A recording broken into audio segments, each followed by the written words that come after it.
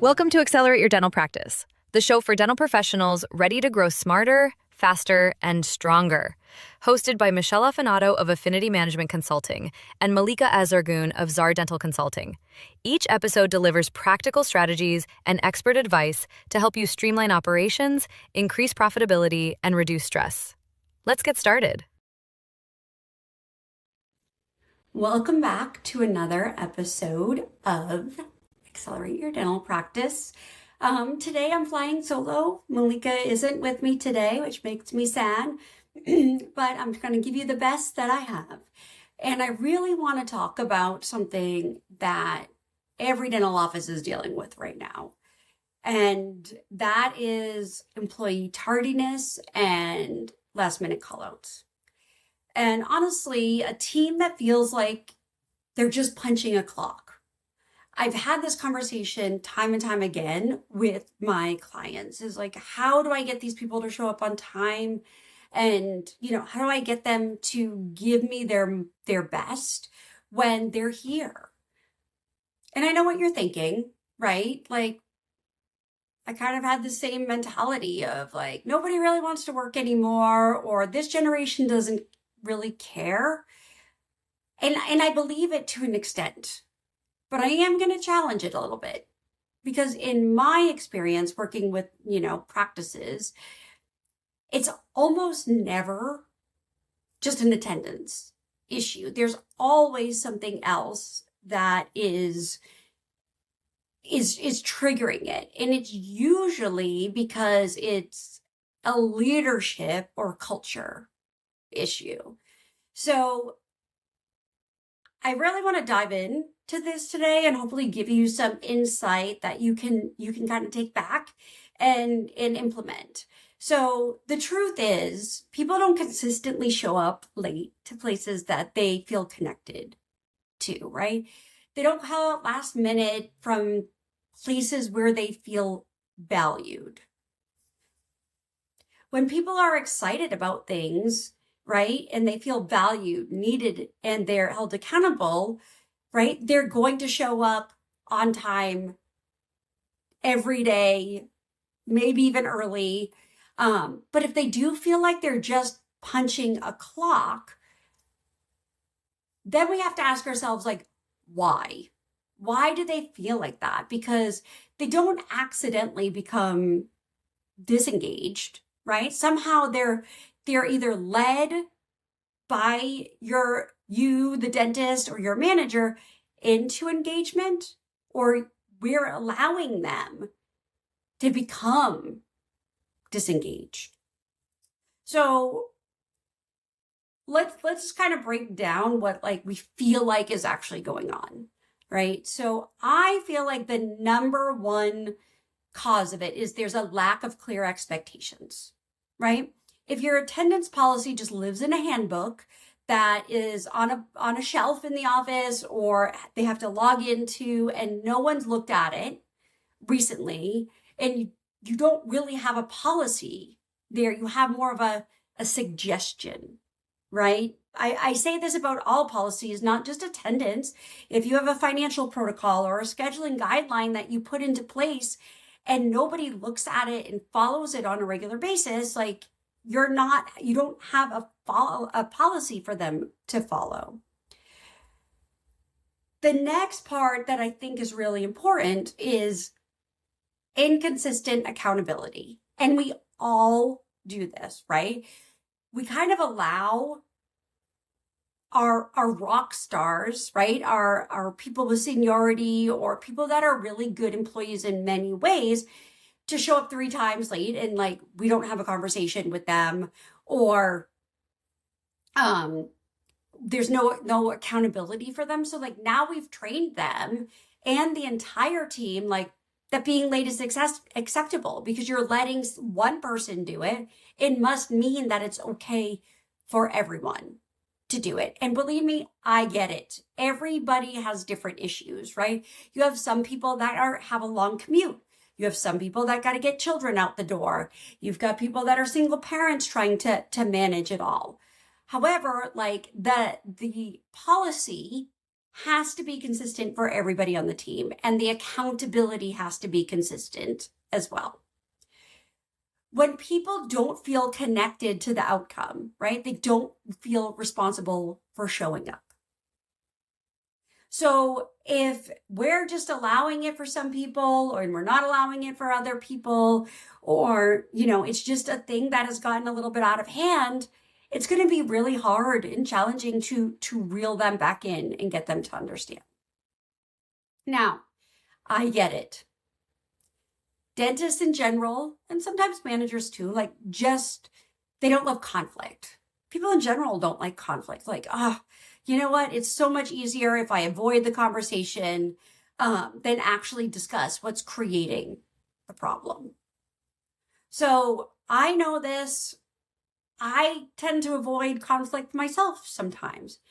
But you can't get frustrated at things that you are not working at. And this is a problem in so many offices. So the first thing is setting the expectation. And it doesn't matter if you've been in this practice for 10 years, if you're a startup, if you have new hires, if you have an existing team. It's always, there's never a bad time to sit down and do a little reboot on some of your protocols. And so what you need to do is sit down with the entire team and clearly define to them, what is late? What time is considered late? So I kind of look at, if you see patients at 8:00, you want your staff there at 7:30 so that they can, get clocked in, listen to messages, run instruments through the sterilizer, get set up for the first patient, have your huddle at 7:45, be done at 7:55, and then see your first patient on time or a few minutes early. So I like to give a little bit of leeway. So your arrival time is 7:30, even though patients are at 8:00. 7:30 is arrival time. You have a 5-minute window. Sometimes there's traffic or an accident or whatever. So you have that leeway between 7:30 and 7:35. At 7:36, you are considered late. And this should be tracked daily to see, because 1 minute turns into 3 minutes, turns into 5 minutes, turns into 10 minutes, right? I have doctors telling me, I can't even hold a huddle because, nobody shows up in time for it. That's unacceptable. So define what is considered late. Do you have a 5-minute window? In 6 minutes, they're considered late? That needs to be documented. How call out should happen. If somebody wakes up in the morning and they're sick and they feel like they can't come in, how many hours before start time do you want to know about it? Who do they need to notify? And what channels do you want them to use? I have some offices that say the office manager and your team lead and the doctor need to be notified by 2 hours before the start of the day. And you need to do it on WhatsApp, or you need to do it in our group text message. A phone call and a voicemail is not going to fly. That is the wrong method of communication. So define that as well. And then define what are the consequences are for not following these protocols, for coming in late, for communicating the wrong way or not communicating at all. And don't just write it in the handbook. Communicate it to the team at a meeting. Follow up with it a couple times throughout the year. Because when you're doing this and you're making it consistent, consistency is everything, right? The more they hear it, the more they're held accountable, the more they're going to follow the protocol, right? So being consistent, not just when it's convenient. And I understand sometimes you're I'm just not in the mood to deal with it today. But that's not an excuse, because if you're not in the mood to deal with it today, now they got away with it. And we've got to be on top of this every single time. Create some buy-in. And I know this is hard and you're how can I get this team to buy in? But your team needs to understand when you're late, it's not just about that employee being late. It impacts the entire schedule, the rest of the team, and the patient experience. because now we're scrambling, right? If it's a provider, another dentist or a hygienist, like what are we doing with that schedule? We're having to shift people around. We're having to cancel patients. We're going to have to find a temp. What happens to the other team members? They now are pulling double duty. They might have to work through lunch. They might have to stay late. And then what happens to that patient experience? Like, are we rescheduling patients at the last minute when we're trying to hold them accountable to our attendance, to our no-show or cancellation policy? Are we rushing through appointments or cutting appointments short because we don't have enough staff? So it's not just about one person calling in late or not showing up. There's a domino effect here. And then really use your office manager. And if you don't have an office manager, it's going to be you. But having conversations that are uncomfortable. If we're not addressing the tardiness or the constant calling off, like the system will fail, right? And this is a leadership role, not just like a scheduling role or anything like this. This is a really important piece of the culture and accountability in your office.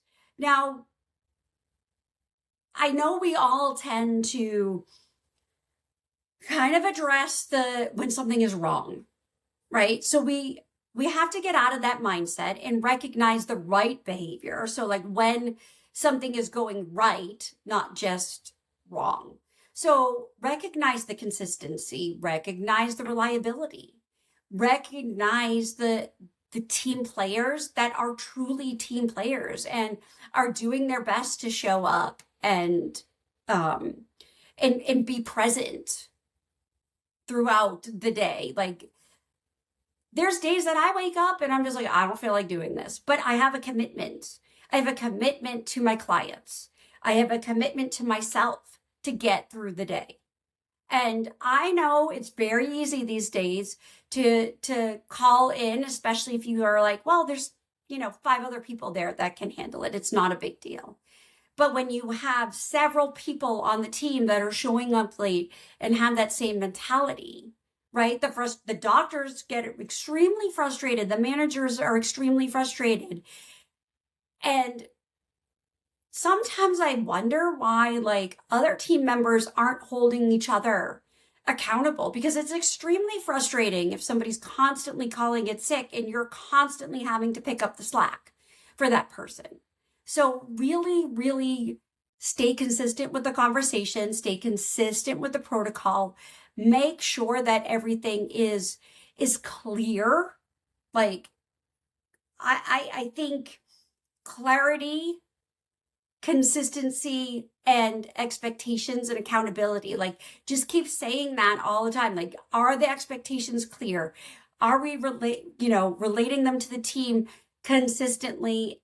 And are we holding people accountable? And I get it. Sometimes you're so short-staffed that you're like, okay, what are the consequences going to be?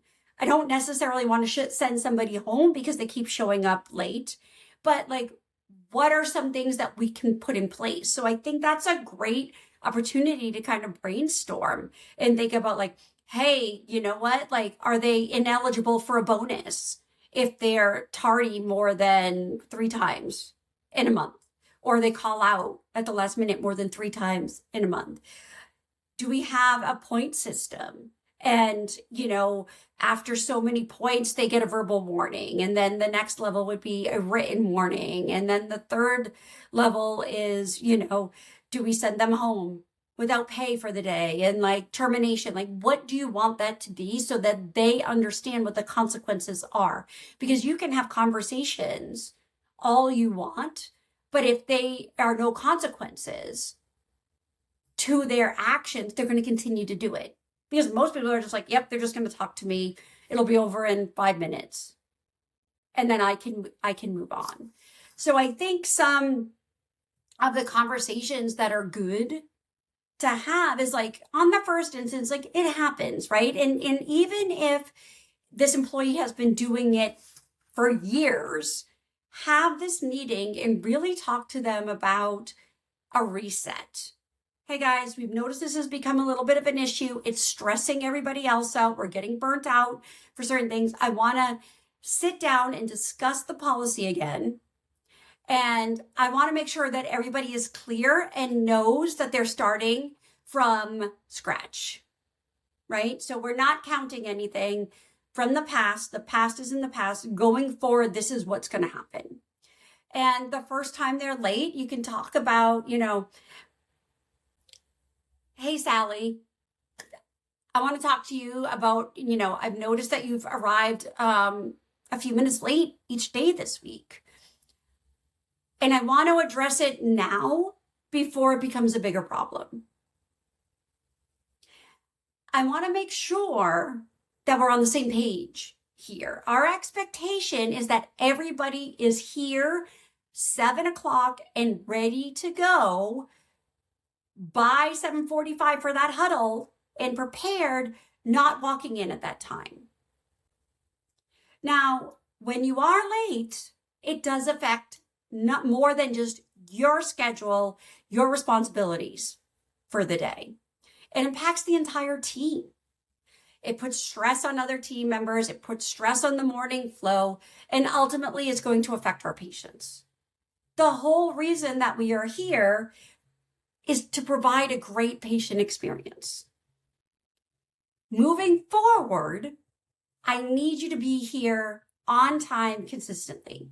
If something comes up, please communicate that as soon as possible ahead of time so that we can address it, not after, and not just showing up late without any communication. And if it happens again, we're going to have to discuss this and come up with some other, some consequences or a way to figure this out. Now, I also want to kind of put it on them about what can we do or what can you do to help make sure you're not late? Could it be setting your alarm a few minutes early or than you do? Not hitting snooze as many times like I like to do. Is it, taking a different route that maybe, you can avoid school buses, because I do know, sometimes in the morning with that commute, 1 or 2 minutes makes a really big difference. Same thing, if we have to have the discussion about hey, maybe you should make coffee at home instead of stopping at Starbucks because you have no control about that line. What can we do to help them? That's how I would approach the first conversation. If it happens again, okay, now we've got to revisit our previous conversation. We've already discussed the fact that you've been tardy. And we talked about the expectations, and unfortunately, the pattern hasn't changed. It's still happening. So at this point, I need you to really understand what the consequences are. If this continues, we need to move forward in a formal warning. And when we have a formal warning, that does affect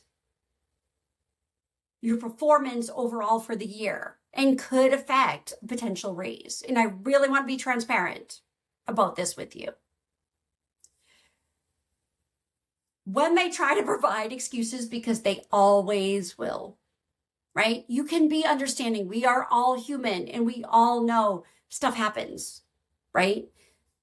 But more along the lines of, I understand that things come up, but being on time is still the expectation. We need the consistency. Now, when you get the people that are chronic, because if they were chronic before the meeting, there's a really good chance they're still going to be chronic after the meeting. So just be direct with them. You're going to have to be really direct and say, Sally, this pattern of you being late is not sustainable. And it's putting everybody on the team in a difficult position. what we need to change, what do we need to change so this doesn't keep happening? A lot of times, like, the schedule is the schedule. There's nothing we can do about it. So the ownership, though, has to go on to that employee. Like, do you feel like you can meet this expectation of being on time moving forward consistently? Yes or no? Because if they say yes, they're making a commitment to you that we're going to hold them accountable for. If they say no, then we need to have a discussion of, is this still the right fit for you? So I know it's hard because we feel backed into a corner and we're like, at least they're a body, I can put up with this, but you're putting up with bad behavior. You're promoting the bad behavior, and we don't want to do that. Now, when somebody does change their behavior and they do make that change and they are consistently on time and they are consistently showing up, you need to reward that. So, like, hey, Sally, I just want to acknowledge that you have been on time consistently for the entire month. Like, it's made a big difference in the team, and I really appreciate it. I really appreciate it. Keep it up. So I know these are difficult conversations. I know there are things that you're like, I have other things to worry about, Michelle. Like, why am I focusing on this? But I guarantee that you have other team members there that are just like, they're checking out, right? They're not giving you 100% because they're like, well, they get away with it. And why am I getting punished for it? Or, like, if they're getting away with it, then I should be able to get away with it too, right? So we want to get away from that. So ultimately, right, we go back to clarity, consistency, expectations, and accountability. And you don't get a team that cares by asking them to care, right? Remember, as a doctor, as a practice owner, like, no one's going to care about that practice more than you do. However, you can get a team that cares by building an environment where the expectations are clear. And people crave that. I see it so much in industry where, like, the expectations are really vague or they change from day to day. And that's really hard for team members to stay on top with and be committed to. So when you put a protocol in place, like, have a rule. This is the protocol that we are following for at least 90 days. At the end of 90 days, we're going to reevaluate it. Is this protocol working? And if it is, great. How do we strengthen it and continue it? If the protocol isn't working, what changes do we have to make in order to enhance it, to make sure that it can be followed and that everyone sticks to it? And that is not just for an attendance policy. That's for any of your protocols in the office. Don't be so quick to change them. So hopefully you got a few good things out of here. Hopefully we can start to see some changes in the team mentality about showing up and not just being there to punch a clock. Would love to hear some of the challenges that you have. So feel free to comment, to reach out to us. As always, our information will be in the show notes, and hopefully I'll have Malika back for the next episode. Thank you. Thank you for listening to Accelerate Your Dental Practice. To learn more about your hosts and explore consulting services tailored to your practice, visit affinitymanagement.co for Michelle Affanato and zardentalconsulting.com for Malika Azargun. Be sure to follow, rate, and share the podcast. And join us next time for more tools, tips, and strategies to help you accelerate your dental practice.